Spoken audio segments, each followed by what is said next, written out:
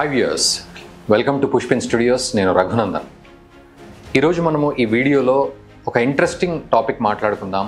బలూచిస్తాన్కి సంబంధించి భారత్ సపోర్ట్ చేస్తుందా లేదా అనే విషయాన్ని కూలంకషంగా మాట్లాడుకుందాం.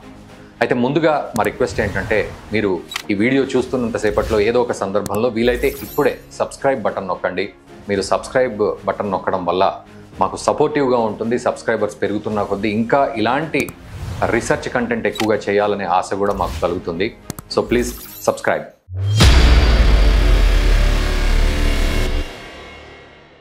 సో బలూచిస్తాన్కి భారత్ సపోర్ట్ ఇస్తుందా అనే విషయం చాలామందికి అర్థం కాని సందర్భం. ఎందుకంటే అసలు ఇప్పటివరకు బలూచిస్తాన్ ఇష్యూనే పెద్దగా పట్టించుకున్న సందర్భం లేదు మనం సగటు భారతీయుడిగా. బట్ సడన్గా బలూచిస్తాన్ అనే విషయం ఈ పహల్గామ్ అటాక్ తర్వాత రావడంతో అందరూ ఆశ్చర్యపోతున్నారు. ఏంటి బలూచిస్తాన్ కథ ఏంటి, అసలు బలూచిస్తాన్ విషయంలో భారత్ ధోరణి ఏంటి అని.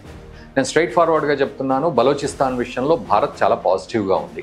ఎందుకు అంటే అది పాకిస్తాన్ మీద కోపం అయి ఉండొచ్చు, కాకపోయి ఉండొచ్చు అనే విషయం పక్కన పెడితే, దాదాపు 7-8 సంవత్సరాల క్రితమే ప్రధాని మోదీ ఎర్రకోట నుంచి మాట్లాడినప్పుడు బలూచిస్తాన్ విషయం మాట్లాడారు. ఆయన ఏమన్నారంటే, అసలు ఆ ప్రాంతానికి నేను వెళ్ళనే లేదు, అసలు ఆ ప్రాంతం వాళ్ళు నాకు పరిచయమే లేదు, అక్కడి నేతలు నాకు పరిచయం లేదు, కానీ వాళ్ళు నా మీద కురిపిస్తున్న ప్రేమను, భారత ప్రధాని మీద కురిపిస్తున్న ప్రేమను చూస్తే నాకు చాలా ముచ్చటేస్తుంది అన్నట్లుగా ఆయన అప్పుడే చెప్పారు.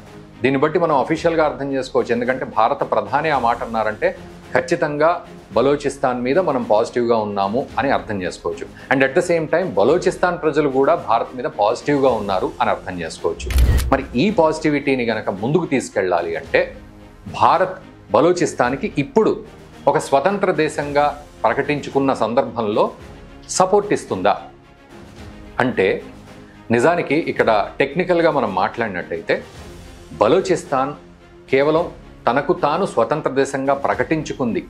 ఎందుకు అంటే ఈ పహల్గామ్ అటాక్ తర్వాత భారత్ పాకిస్తాన్కి సంబంధించిన కొన్ని ప్రాంతాల మీద దాడి చేయడం, విధ్వంసం సృష్టించడం, ఇదంతా సందర్భంలో సందట్లో సడేమియా లాగా బలూచిస్తాన్ కూడా ఎంటర్ అయి కొంత హడావుడి చేసి, ఈవెన్ పాకిస్తాన్ సైనికుల్ని కూడా చంపేసి, చాలామందిని, 100 మందిని చంపేసి ఈరోజు బలూచిస్తాన్ ప్రకటించుకుంది. కేవలం ఒక నోటి మాట ద్వారా ప్రకటించుకుంది. కానీ దానికి సంబంధించిన చాలా రాజ్యాంగబద్ధమైన ఫార్మాలిటీస్ ఉంటాయి. సో కాన్స్టిట్యూషన్ ఏం చెప్తోంది, దాన్ని ఎట్లా మనం ఫామ్ చేసుకోవాలి. ఎందుకంటే ఇప్పటి వరకు కూడా బలూచిస్తాన్ని పాకిస్తాన్ తొక్కుతూ పెడుతోంది. నిజానికి ఇక్కడ ఇంకొక విషయం నేను చెప్తాను. పాకిస్తాన్ ఎలా చేస్తుంది బలూచిస్తాన్ ప్రజల్ని అంటే, అది నాయకులు కావచ్చు, వాళ్ళ బంధువులు కావచ్చు, లేదా ఆడవాళ్ళు కావచ్చు, లేదా పాకిస్తాన్కి యాంటీగా చెయ్యెత్తిన వాళ్ళు ఎవరైనా సరే, స్టూడెంట్స్ కూడా కావచ్చు, యూనివర్సిటీలో స్టూడెంట్స్, వాళ్ళను సడన్గా మాయం చేస్తుంది పాకిస్తాన్ మిలిటరీ. మాయం చేసేసి వాళ్ళు గలమెత్తిన తెల్లారే మాయమైపోతారు. ఆ తర్వాత కొన్ని రోజుల వరకు వాళ్ళు కనబడరు. ఆ తర్వాత ఎక్కడో రోడ్డు పక్కన శవమై కనబడే సందర్భాలు. ఇది పాకిస్తాన్ మిలిటరీ బలూచిస్తాన్ ప్రజల మీద చేసే దాష్టికాలు. ఇలాంటివి కోకొల్లలు ఉన్నాయి. 1948 నుంచి ఇదంతా జరుగుతూనే ఉంది. ఇక్కడ 1948 అని ఎందుకన్నానంటే, ఒక్కసారి బ్యాక్ స్టోరీకి మనం వెళ్దాం. సో బలూచిస్తాన్ కూడా నిజానికి బ్రిటిష్ రాజ్యంగా ఉండింది. 4 ప్రిన్స్లీ స్టేట్స్ ఉండేవి. అయితే ఈ బ్రిటిష్ వాడు ఎక్కడైతే అడుగుపెట్టి అక్కడి నుంచి వెళ్ళిపోతాడో అక్కడి నుంచి ఆ దేశానికి దరిద్రం మొదలవుతుంది. ఎందుకు అంటే ఆ దేశాన్ని విడదీయకుండా సరిగ్గా ఏదో రకంగా దాన్ని చెడగొట్టి, ఒకవేళ విడదీసిన వికృతంగా ఎవరికో ఒకళ్ళకి అప్పచెప్పి వెళ్ళిపోతాడు. ఈవెన్ మన భారత్ పాకిస్తాన్ విషయంలో కూడా అదే జరిగింది. భారత్ని స్వతంత్ర దేశంగా ప్రకటించడం, పాకిస్తాన్ని మతపరమైన దేశంగా ప్రకటించడం జరిగింది. At the same time Balochistan కూడా ఒక స్వతంత్ర దేశంగా ఉండాలి అని కోరుకుంది. అయితే నిజానికి 1947 కంటే ముందు 4 ప్రిన్స్లీ స్టేట్స్ ఉండేవి. అక్కడ 4 పేర్లు ఉండేవి. అంటే కలత్, కరన్, మకరన్, లాస్బెలా అనే 4 ప్రాంతాలు అక్కడ ఉండేవి. సో ఈ 4 ప్రాంతాలలో 3 ప్రాంతాలు మొహమ్మద్ అలీ జిన్నా యొక్క ప్రభావంతో మనుగుతూ ఉండేవి. అక్కడ మొహమ్మద్ అలీ జిన్నా ఆ ప్రాంతాన్ని చాలా గ్రిప్లో ఉంచుకునేవాడు. ఒక ప్రాంతం, కలత్ అనే ప్రాంతం మాత్రం జస్ట్ ఇండిపెండెంట్గా ఉండాలి అని కోరుకుంది. అయితే బ్రిటిష్ వాడు పోయేటప్పుడు వాడు పెట్టే పెంట ఏ విధంగా ఉంటుంది అంటే, సో మొహమ్మద్ అలీ జిన్నాకి చక్కగా ఓకే బలూచిస్తాన్ని స్వతంత్ర దేశంగా ప్రకటించేద్దామని ఇటు నెహ్రూను కూడా పిలిచి వీళ్ళంతా కూర్చొని మాట్లాడుకొని ఆగస్టులో బలూచిస్తాన్ కూడా స్వతంత్ర దేశం అని ప్రకటించి మౌంట్ బ్యాటన్ వెళ్ళిపోయాడు. బ్రిటిష్ వాళ్ళంతా వెళ్ళిపోయారు. కానీ చివరికి మొహమ్మద్ అలీ జిన్నా ఏం చేశాడంటే ఆగస్టు 1947 నుంచి అక్టోబర్ 1947 వచ్చేసరికి ఈ 3 రాజ్యాలతో పాటు 4వ రాజ్యం కూడా బలూచిస్తాన్, ఇప్పుడున్న బలూచిస్తాన్ ఏదైతే మనం అక్కడ విప్లవం ఉందో ఆ ప్రాంతం కూడా పాకిస్తాన్లో కలవాలి అని మొండి పట్టుబట్టాడు. అక్కడ మాటను అంటే బ్రిటిష్ వాడి మాటను అక్కడ అగ్రిమెంట్ను బేఖాతరు చేసి దాన్ని కూడా లాక్కునే ప్రయత్నం చేశాడు. అప్పటి నుంచి 1948 మార్చి నుంచి మొదలైంది ఈ తిరుగుబాటు అనేది, అగ్రెసివ్గా మొదలైంది. సో బ్రిటిష్ వాడు చేసిన పెంటొకెత్తి అయితే మొహమ్మద్ అలీ జిన్నా కూడా ఈ పాపాన్ని మూటగట్టుకున్నాడు. సో ఈ రకంగా జరిగింది.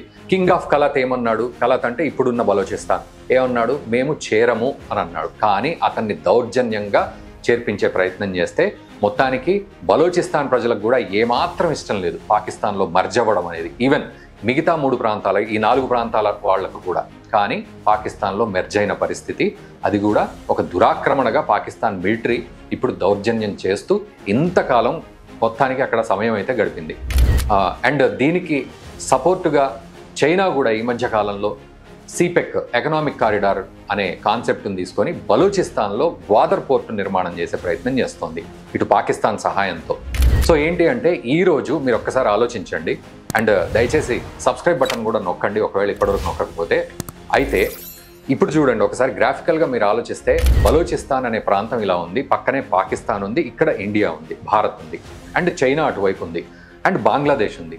ఈరోజు కనుక చూసుకుంటే మన భారత్కి చుట్టూ శత్రు దేశాలు పాకిస్తాన్, బంగ్లాదేశ్ అండ్ చైనా. భారత్ గనక బలూచిస్తాన్కి సపోర్ట్ ఇవ్వకపోతే బలూచిస్తాన్ కూడా భారత్ సపోర్ట్ కోరుకుంటుంది యాక్చువల్లీ. కానీ ఆ సపోర్ట్ దొరక్కపోతే ఈ చైనా పాకిస్తాన్ మిలిటరీ ద్వారా బలూచిస్తాన్ని పూర్తిగా కబ్జా చేసుకుంటుంది. చైనా స్ట్రాటజీ మనందరికీ తెలిసిందే. సో మొత్తం అప్పులు ఇచ్చేసి అక్కడి న్యాచురల్ రిసోర్సెస్ని, అక్కడి ప్రజల్ని, అక్కడి గవర్నమెంట్స్ని లాక్కునే ప్రయత్నం, డెట్ ట్రాప్లో పడేస్తుంది. సేమ్ శ్రీలంక పరిస్థితి అలాగే జరిగింది కదా. సో ఆ రకంగా ఈ గ్వాదర్ పోర్టు ద్వారా పాకిస్తాన్కి సపోర్ట్ చేసినట్టు చేస్తూ ఈ ఎకనామిక్ కారిడార్ ద్వారా తన పని కానిచ్చుకుంటుంది. భారత్ అనే ఆటంకం రాకుండా చైనా ఈ ప్లాన్ చేసుకుంటుంది. సో ఈరోజు కనుక భారత్ సపోర్ట్ చేయకపోతే బలూచిస్తాన్ కూడా మన చేతిలో ఉండదు. కానీ సపోర్ట్ చేయాలి అంటే ఎలా? అఫీషియల్గా ఎలా సపోర్ట్ చేస్తాం అంటే అదొక పెద్ద ప్రశ్నే.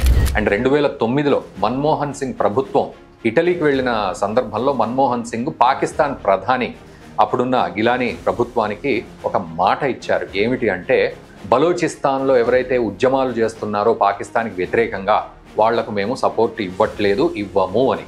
సో అఫీషియల్గా సపోర్ట్ ఇవ్వట్లేదు అనేది ఆయన చెప్పిన మాట. సో మనం అన్అఫీషియల్గా సపోర్ట్ ఇవ్వాల్సిన పరిస్థితి ఇప్పుడు భారత్కు ఖచ్చితంగా ఉంది. బలూచిస్తాన్కే కాదు, ఇటు భారత్కు కూడా ఉంది. మరి ఏం చేయాలి అంటే భారత్ ఖచ్చితంగా అన్అఫీషియల్ సపోర్ట్ ఏ విధంగా అంటే అక్కడ ప్రాజెక్టుల నిర్మాణం విషయం కావచ్చు, లేకపోతే అక్కడి న్యాచురల్ రిసోర్సెస్తో టైఅప్ అయ్యి భారత్ దానికి సంబంధించి ఇంపోర్ట్స్ ఎక్స్పోర్ట్ చేసుకోవడం కావచ్చు, లేకపోతే ఎకనామికల్గా వాళ్ళకి ఏదైనా సహాయం లోన్ ద్వారా ఇవ్వడం కావచ్చు, ఇట్లాంటివన్నీ చేసుకోవాలి.